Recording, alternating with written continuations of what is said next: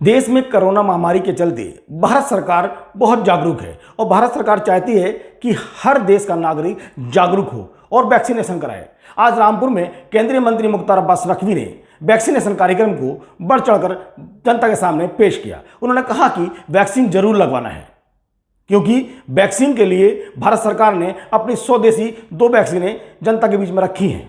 उन्होंने कहा कि 2500 से ज़्यादा इस समय टेस्टिंग लैबें भारत में हैं, जबकि कई करोड़ टेस्टिंगें हो चुकी हैं और वर्तमान में प्रतिदिन कई लाख टेस्टिंग हो रही हैं। देखिए नकवी ने क्या कहा।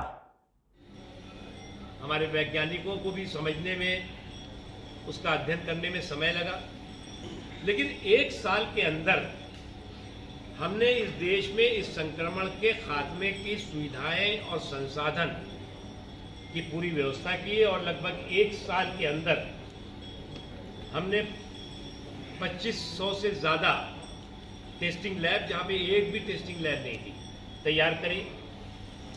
35 करोड़ लोगों से ज़्यादा लोगों का टेस्ट हो चुका है और करोड़ों लोगों का टेस्ट प्रतिदिन देश भर में चल रहा है। औसतन 20 से 25 लाख लोगों का टेस्ट हर दिन होता है, जो कि अपने आप में किसी भी देश के लिए ये रिकॉर्ड है।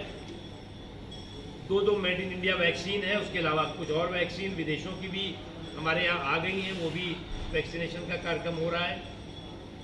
आज मैं देख रहा हूँ कि जो कोरोना डेडिकेटेड बेड थे, हॉस्पिटल थे, वहाँ पर मरीजों की संख्या बहुत कम हुई है।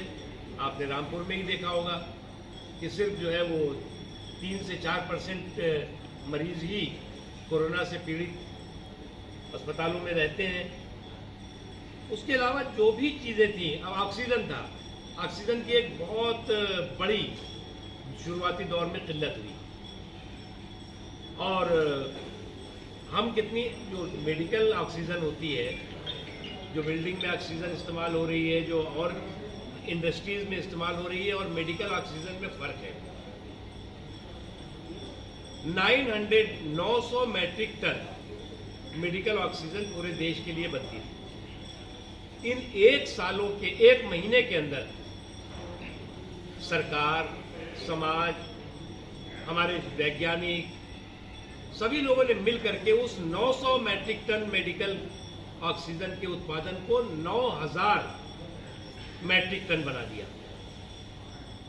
और आज देश में कहीं पर मेडिकल ऑक्सीजन की कोई बड़ी दिक्कत और परेशानी नहीं है।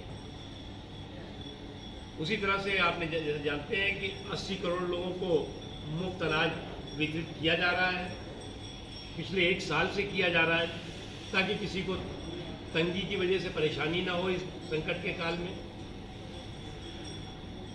आपको याद होगा, आप सबने पढ़ा होगा, हमने भी पढ़ा है कि जब 1918 में